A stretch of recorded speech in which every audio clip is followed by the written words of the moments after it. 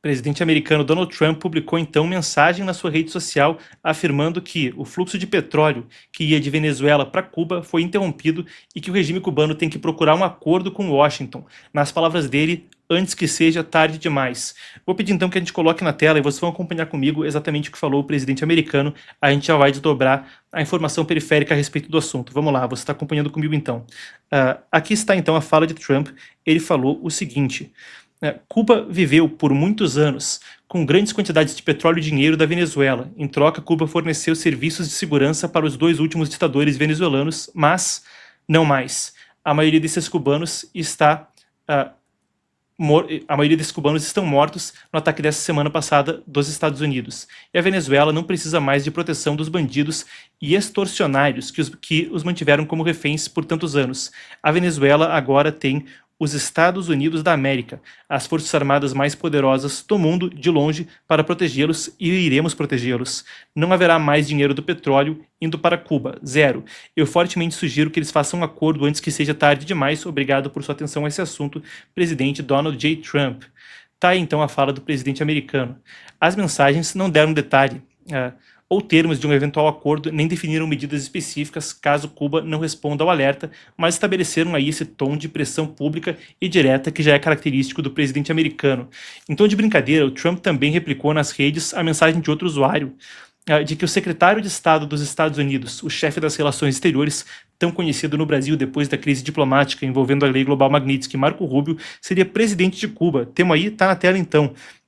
O usuário publica: Marco Rubio vai ser presidente de Cuba, e Trump responde: soa bem para mim.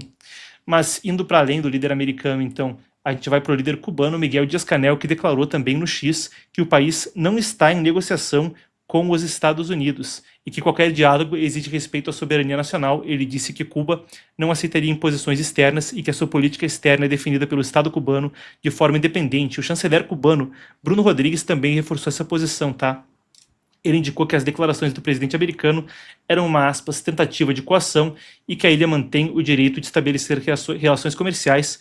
Deu uma resposta aí protocolar nessa mesma linha, falando que a cooperação entre Cuba e Venezuela foi sempre baseada em acordos soberanos e que não houve pagamento por serviços de segurança. Rejeitou então o que o presidente americano estava falando. Não houve? Será? Bom, na sequência, conforme isso está em jogo e Trump fala que ele acredita que Cuba vai cair sem o petróleo venezuelano, a gente vai desdobrar os pormenores e tentar buscar te informar da melhor forma possível para navegar esse assunto. Bem, começando com os dados de comércio internacional. Primeiro a gente vai para aquilo que é público e que qualquer um pode consultar no site da PDVSA, a estatal de petróleo da Venezuela. Na sequência a gente vai desdobrar as minúcias do que o jornalismo investigativo e, bem, décadas acumuladas de informação de dissidente, na verdade, revelam. Vamos lá então, a gente começa com os dados do comércio internacional. É o seguinte: segundo dados de comércio internacional e de monitoramento de embarcações, nos últimos anos a Venezuela foi um dos principais fornecedores de petróleo para Cuba. Isso aí, os volumes variam ao longo do tempo, tá? Mas a gente tem a seguinte estimativa. Especialmente em momentos de crise, e Cuba teve problemas de energia, com uma crise energética, isso aí se intensificou. Mas, setembro de 2025, Venezuela enviou para Cuba cerca de 52 mil barris diários de petróleo e derivados. É o maior nível de fornecimento que foi registrado em 2025.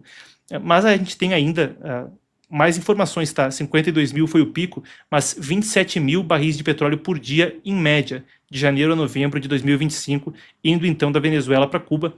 Isso são dados públicos de transporte e de documentação da PDVSA, a estatal de petróleo da Venezuela, ela própria sucateada e transformada em um braço do regime. Um adendo, quando a gente fala até a respeito aí de a PDVSA ter sido sucateado, uma coisa que, mesmo que o regime seja autoritário, envolvido com narcotráfico, ou quaisquer que possam ser as denúncias quanto a ele, a empresa foi sucateada até ter uma fração da capacidade que já teve, quando era, sim, uma das principais empresas de petróleo do mundo. E também foi até aviões privados aí da empresa utilizados com voos fretados, incluindo para narcotráfico, conforme bem se relata no indiciamento contra Maduro e casos até anteriores, o caso dos narcossobrinhos. Mas não vamos fazer uma digressão tão grande, vem comigo, vamos voltar para a pauta. Basicamente, a gente está falando de isso cobrir cerca de 50% do déficit de petróleo de Cuba, cerca de um quarto da demanda total de petróleo da ilha vindo da Venezuela. Bom, a coisa não é pequena. Depois da prisão de Nicolás Maduro e o bloqueio efetivo das exportações de petróleo, a gente não tem registros, no momento, de novos carregamentos destinados a Cuba, e parece que o tal do bloqueio quanto a isso está em vigor. Não há informações no momento, pelo menos que a nossa apuração tenha encontrado, de petróleo venezuelano de fato indo para Cuba. A coisa está parada. Mas aí eu quero passar com você por outra questão. Aqui a gente tem uma reportagem da agência Reuters, mas é uma coisa que é corroborada por outras fontes que investigam esse assunto profundamente, e eu não canso de recomendar, sempre falo. Até outro dia eu soube que ele assistiu uma das nossas transmissões e fiquei muito honrado. O Leonardo Coutinho, então, que escreveu o melhor livro a respeito do regime venezuelano, Hugo Chávez, O Espectro, e é curioso porque não é nem em inglês, nem em espanhol, mas em português, o melhor livro sobre o assunto, onde ele ia a fundo a respeito do assunto. A gente está falando aí, então, esse é um dos sites que traz informações a respeito, reportagens da Reuters, mas eu vou passar com você pelos detalhes. Basicamente, o que o compilado do jornalismo investigativo denuncia, e uma reportagem de 2019 da Reuters, em particular, traz informações de documentos vazados pela primeira vez, se estendendo desde o início do regime chavista, mas acordos bilaterais que permitiriam a presença de oficiais cubanos em estruturas de segurança venezuelanas. Isso envolveria treinamento e assessoria em inteligência e apoio operacional a forças governamentais, envolveria, por exemplo, oficiais venezuelanos sendo treinados em Cuba, liberdade para que Havana, para que Cuba treinasse militares da Venezuela e viesse a se encasquetar na burocracia estatal e no exército. De forma interessante, aí agora partindo para um tom que é muito mais de análise do que de notícia, e eu gosto sempre de ter essa distinção para a gente estar falando com você com integridade, não confundindo uma coisa e outra. Mas se eu estava falando do Leonardo Coutinho agora há pouco, nas redes sociais dele ele publicou algo que me chamou a atenção. Ele disse que uma fonte da DEA, da DEA, Drugs Enforcement Agency, creio que seja isso, alguém me corrige se eu estiver errado quanto ao que significa DEA, mas seja qual for o acrônimo, é a organização nos Estados Unidos responsável por essa questão de policiamento quanto a narcóticos, certo? Quanto ao narcotráfico nas fronteiras americanas. E ele disse que essa fonte na DEA, que era uma pessoa próxima, então, à questão da prisão de Maduro, uma das fontes que estava ali diretamente ligadas à apreensão dele, falou que Maduro parecia até estar leve, estar tranquilo, quando detido. E isso vem a partir de uma questão que já é bem noticiada, mas jamais confirmada por qualquer fonte oficial. Mas presente aí a agência Axios, outros veículos de mídia noticiaram a respeito desse assunto, mas de que Maduro estaria cauteloso em não fazer um acordo, não porque ele não quisesse fazer um acordo para eventualmente fugir para a Turquia, como falam que seria o caso, mas porque ele está cercado, então, de uma guarda pessoal ligada a Cuba, que não poderia correr o risco de não ter Maduro ali. A gente já viu por um dos motivos, o petróleo, por exemplo, que ia para Cuba a preços subsidiados, em troca dos tais serviços de segurança. Essa casca de documentos e mesmo a quantidade de petróleo venezuelano que ia de forma subsidiada para Cuba ajudam a gente a entender um panorama no qual não é sem substância o fato de que a Venezuela, como uma espécie de colônia cubana, se a gente pode falar isso em termos tão estrambólicos, de fato era um dos sustentáculos para que Cuba se mantivesse, depois de 6, 7 décadas, ainda nessa, do Partido Comunista Cubano.